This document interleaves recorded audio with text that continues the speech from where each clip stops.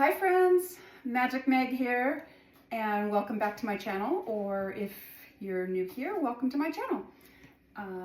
So today I'm going to show you the magic of making this precious Valentine cookie, which I've made for many years, and I've been working on them for the last week, so most of them are done, but I saved a few so I could demonstrate, the magic of doing this. And this cookie, when I give it to people, they're kind of blown away and they say, "How did you do that?"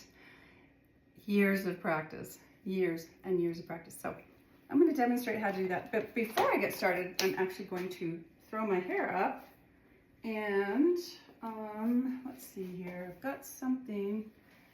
Thought I had a clip here. Well, I don't. I guess I'll put it in my, oh, here it is.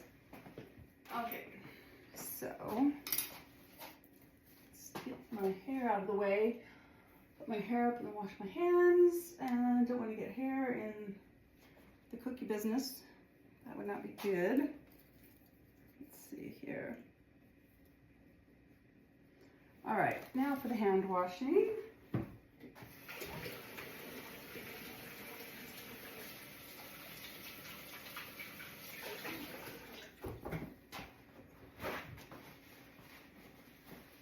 So basically, I kind of live to cook. I've been cooking since I was 7 years old. That's when my grandmother turned me loose in the kitchen. She did not love to cook. She cooked to live, and I kind of live to cook. So I love international foods. I like to do that, but I also make, different cookies all year long, like my famous chocolate chip cookies and tons of Christmas goodies and cookies and stuff like that. But here is, well, I already showed you the Valentine cookie. Let's look at it one more time. And we're going to show all the steps about how you do it. So I've left a few cookies that I haven't delivered yet. Here's the basic cookie. So you just make a cookie dough. This particular cookie dough has, I make them with almond extract only for Valentine's Day, and almond extract in the cookie itself, and then almond extract in the icing, which is going to go on next. It's kind of the base of the cookie, and this is what it looks like when it has the icing on it. And then the third step is putting the lattice work on it. And then the last step will be putting the border on. And for that, I use buttercream. So let's start with this step, which is kind of step 2. First step is baking the cookies. So I have this icing here, which is, I can actually give you the recipe. So it is 4 cups of powdered sugar, 3 to 4 tablespoons of water, 3 tablespoons of light corn syrup, like this, 1 teaspoon of vanilla or almond extract, but for the Valentine cookies, I always use almond extract. This lovely almond extract, which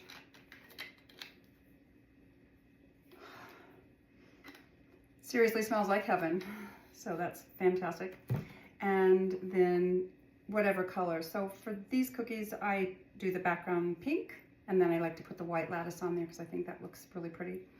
You can use whatever color you want. And I'll note the recipe below. So along the way, if you like this video, like it, share it, comment. If you want to leave a comment, tell me what other videos, cooking videos, that you would like to see, and I can put them up. I will respond to all your comments. So this channel, Magic Meg 21, is not just for cooking, but I'm actually a loan officer, so I do home loans. But I have many other interests besides home loans, although I help lots of families get into homes with magical loans. I like to think my life is about making magic happen for people. And these are the magic cookies for Valentine's Day. So I am applying this lovely icing, which, because of the Caro syrup that's in it, when it dries, when the icing dries, it kind of stays a little bit shiny, and it's really super pretty. So let's get that all on here.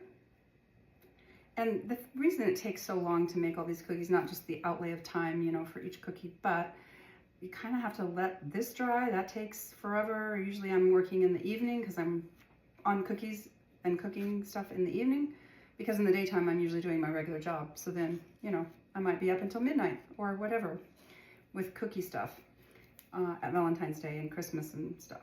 So I'll let this icing dry overnight, and then the next day I can add the lattice work, those lines on it. So that's basically how it looks, and you can see how it's really shiny. It's not quite as shiny when it dries, but it's still pretty shiny. All right, and then for some of them, I'll show you this now. For some, I put like some little colored sugar, these little sprinkles of sugar on here, because it's kind of fun. To see that in the background, it's kind of shimmering, almost like snowflakes on the base of the cookie, which is kind of fun. So I've got that on there now. I don't know if you can see it so well on there. It's just pretty shiny. Anyway, okay, so put that one down. And now this is one that already was iced last night, and this one has the sprinkles on it. Not sure how well they're going to show up, but anyway. And then here's one that's frosted or iced without any sprinkles on it, but still super cute. All right, so I'm going to take one of these cookies right now, and I am going to add the lines on it. So I'll take one that I did last night, and I'm going to demonstrate how you can put these lines on here. This lattice work. All right, so it's best to have, I'm using the stainless steel bowl with a wide base on it, so I can just kind of set the cookie on top of it, which is, it's just easier when it's up high. All right, so, and then I have this buttercream frosting. So buttercream is what's used for all the borders, and the buttercream frosting is basically 1 cup of butter, and I always double or triple or quadruple recipes, so this is one recipe, which is 1 cup of butter, whip it for about 2 minutes, 4 to 5 cups of powdered sugar, 2 teaspoons of, in this case I put almond extract, but could be vanilla, depends on what you like, and then 1 to 3 tablespoons of heavy cream, or half and half. I think when I made this frosting I didn't have either one, and I substituted canned milk. Turned out just fine, so it doesn't have to be exactly what's here.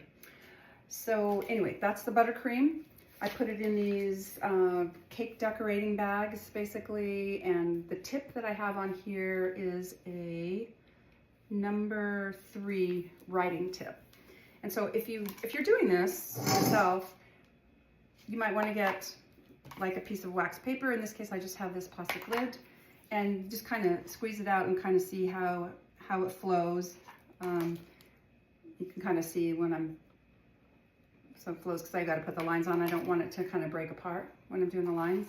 And the same thing with the border. So I have this frosting with a different tip on it, which is this one's a number 18 tip. So you can kind of just play with the border and put it on here. This is a little too soft actually, but I just had it sitting out because I wanted to make sure I could get this video done. Well, anyway, we'll go ahead, even though it's a little bit soft. Usually I keep it in the fridge and just let it sit out for maybe like an hour to soften it up a little bit, but it's a little too soft. It's gonna be okay. All right, so now you can see the cookie. Sorry, I don't have a better angle on it, but I'm gonna start adding the lines. So basically I'm just gonna squeeze and then pull this across to make each line. So go.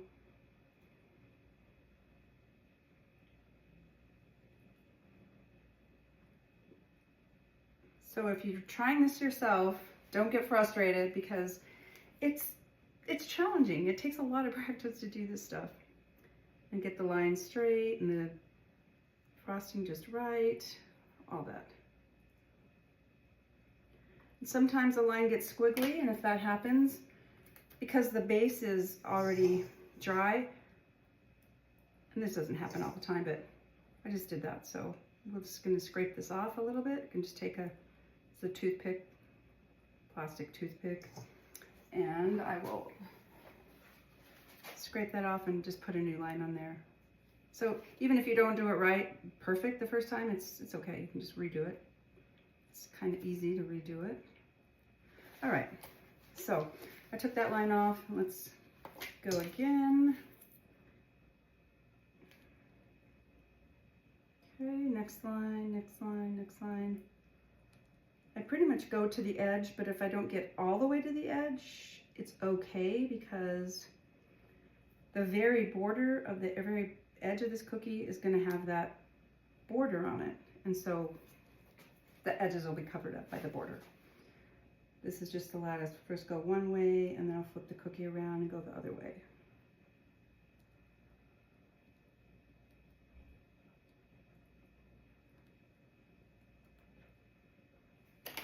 So I messed that one up too. I'm not nervous, actually. I mean, I've done this so many times, hundreds of times, but it doesn't matter how much you do it. You know, sometimes the frosting can just go a little bit wonky. It's okay. All right, so let's try that again, this line. And I am a bit of a perfectionist, so I want the lines to be as straight as possible. All right, so there's sort of one half of the lines. I'm gonna go ahead and go the other direction, and then we'll be finished with this part. And then we can move on to the border. So I remember when I was growing up and my grandmother let me loose in the kitchen, I made such a mess in the kitchen, and she didn't care because I was cooking for her and she didn't have to do it. I would trash the place and she would clean it all up.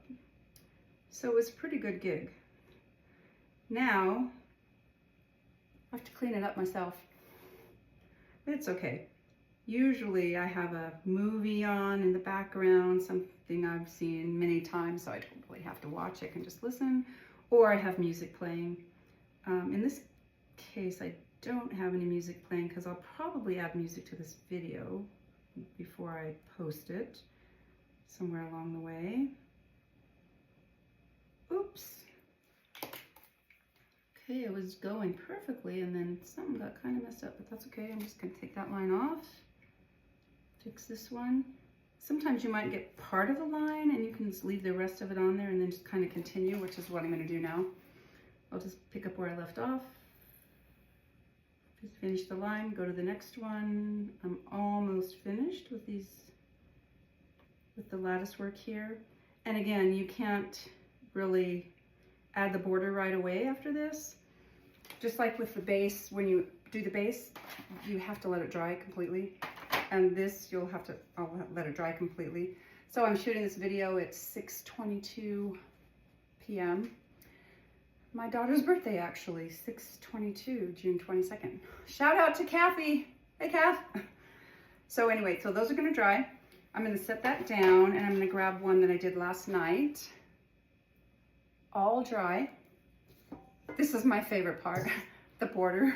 I love the border. Anyway, so fun. All right, so let's do this. Again, this is a little too soft, but I can still demo it. All right, so let's go ahead and squeeze up and then go down, up, down. I also do cookie classes for free. It's kind of a community service. I've done quite a few chocolate chip cookie making classes. I've had people over to do Christmas cookies and candies and stuff. I've never had a Valentine cookie making class, but I would be more than happy to teach that. So comment in the comments if you want to come to a Valentine cookie making class. It doesn't have to be at Valentine's Day. It can just be anytime.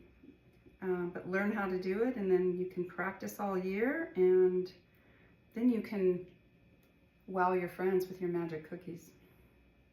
And that's how that goes. All right, so I'm up to the end.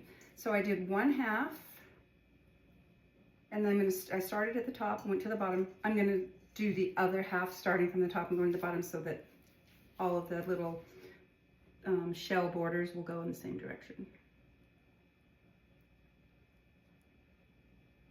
Okay.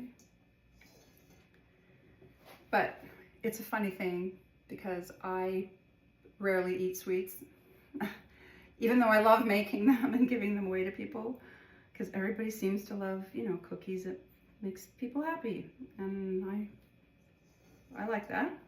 I like to spoil people, that's what I do. And the thing that I really love more than anything is just international food, making international food. So like Indian food and Italian and Mexican and Asian and Thai and whatever. I like interesting foods with lots of spices and flavors, and I really do love spicy food. So I rarely eat any of the goodies that I make. I usually try one and that's it, and I'm done. My guilty pleasure, full disclosure, jalapeno poppers stuffed with jalapeno cream cheese, preferably with the seeds in, so it'll be spicy, wrapped in bacon, and then put in the oven for like an hour, 375 till the bacon's crisp. That's my favorite guilty pleasure. All right, so we have the whole border on, and now I'm just gonna add a little rosette sort of right in the middle, which is super, super easy. So you just squeeze and kind of go in a circular motion for like 1.5 turns there. And just gotta do this. I can show you. Voila. And there's your, not perfect, but close enough, magic Valentine cookie. So that's it.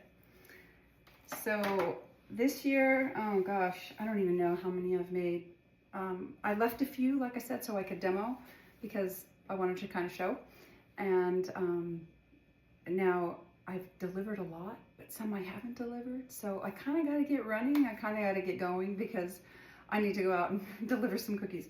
So I have these cute little boxes that I put them in. These are 6" by 6" boxes. The cookie is almost 5 by 5. It's like 4 3/4 by 4 3/4. And then these doilies, I think, are 5 inches. Maybe they're 6. No, I think they're 5 inches. So they just fit inside the box there. And then when the cookie's all finished, I just put it in here on the doily and then close it up and deliver them. Anyway, it just makes people really, really happy. So again, if you like this video, give it a like, share, comment please if you want to see other videos, and just make it a great day and happy Valentine's Day. I'm actually making this on Valentine's Day, which is, well, I didn't plan it that way, but it just worked out because I've been really busy. So thank you so much for coming by and visiting Magic Meg 21 and my playground, aka my kitchen. So we'll see you in the next video. Have a great night.